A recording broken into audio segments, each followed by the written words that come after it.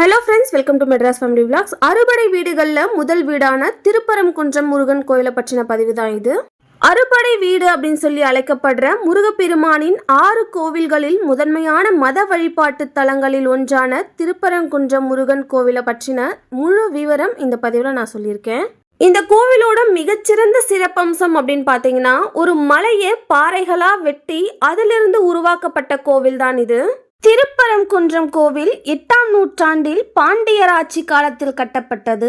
நான் முன்னாடியே சொன்ன மாதிரி பாறையில செதுக்கப்பட்ட இந்த கோவில்ல சிவன், விஷ்ணு, துர்கை, விநாயகர் இந்த மாதிரி நிறைய முக்கிய இந்து தெய்வங்கள் தனித்தனி சன்னதிகளும் இருக்கிறது. வரலாற்று முக்கியத்துவம் வாய்ந்த இந்த கோவில்ல சிவபெருமானும் விஷ்ணுவின் சிலையும் ஒன்றுக்கொன்று எதிர்கொள்ளும் விதமாக அமைந்துள்ளது. இது இந்து கோவிலின் தனித்துவமான அம்சமாக கருதப்படுது. அதே மாதிரி இந்த கோவில்ல இருந்து சூரியனும் சந்திரனையும் ஒன்றாக தரிசிக்க முடியும் அப்படிங்கிறது பக்தர்களின் மிக முக்கிய ஈர்ப்பாக உள்ளது.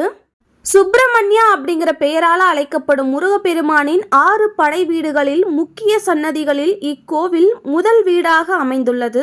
புராணங்களின்படி இந்த இடத்தில் முருகப்பெருமான் இந்திரனின் மகளான தெய்வானி தேவியை மணந்தார் அப்படிங்கிறது ஐதீகம். இதனால் தான் இந்த கோவில் திருமணத்திற்கு மிகவும் உகந்த தலமாக கருதப்படுகிறது. இங்கு திருமணம் செய்து கொள்ளும் தம்பதிகள் மகிழ்ச்சியான வாழ்க்கை மற்றும் வெற்றிகரமான திருமண வாழ்க்கைக்கு அந்த முருகப்பெருமானின் அருள் பெறுவார்கள் அப்படிங்கிறது நம்பிக்கை.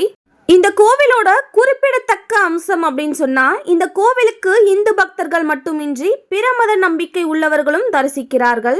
இந்த திருப்பரங்குன்றம் கோவில் அதன் மத முக்கியத்துவத்திற்காக பக்தர்களை ஈர்ப்பது மட்டுமல்லாமல் அதன் கட்டிடக்கலை அழகுடன் ஒவ்வொரு பார்வையாளர்களையும் மயக்குகிறது.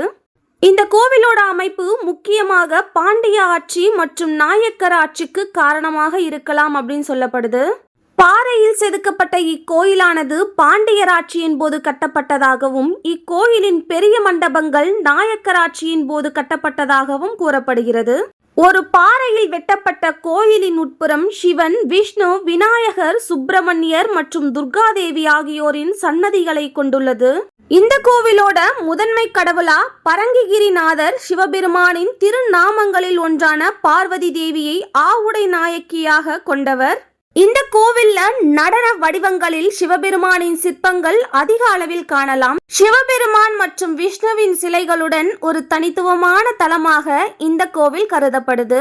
இந்த முருகன் கோவிலின் மற்றொரு சிறப்பு அம்சம் நந்தி, மயில் மற்றும் அவரது வாகனமான எலி ஆகியவற்றின் அற்புதமான சிலையாகும். இது கொடிமரத்தின் முன்புறம் அமைந்துள்ளது. மகிஷாசுரமர்த்தினி, கற்பக விநாயகர், உக்கிரர் ஆகியோரின் சிற்பங்களும் சுற்றுலா பயணிகளை கவர்கிறது. இந்த கோவில்ல நிறைய தனித்துவமான கலை மண்டபங்களும் இருக்கிறது. அஸ்தான மண்டபம் பல்வேறு நேர்த்தியான செதுக்கப்பட்ட தூண்களை கொண்ட மிகவும் கவர்ச்சிகரமான பகுதிகளில் ஒன்றாகும்.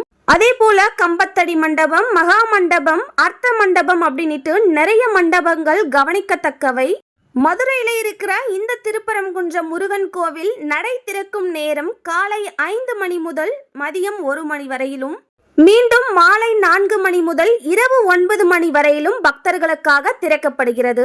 இந்த ஆலயம் வாரத்தின் அனைத்து நாட்களிலும் திறந்திருக்கும். இந்த கோவிலுக்கு செல்ல சிறந்த நேரமாக மார்ச் மற்றும் ஏப்ரல் மாதங்களில் கோவிலின் 14 நாட்கள் திருவிழாக்கள் கொண்டாடப்படுகிறது. முருகப்பெருமான் அசுரன் சூரனை வீழ்த்திய வெற்றியையும் தேவசேனாவை அவர் தெய்வீக திருமணம் செய்து கொண்டதும் இத்திருவிழாவின் போது வெகு விமர்சையாக கொண்டாடப்பட்டு வருகிறது. இந்த நாட்கள்ல முருகப்பெருமானை தரிசிப்பது அப்படிங்கிறது மிகவும் சிறப்பு மிக்க ஒன்று.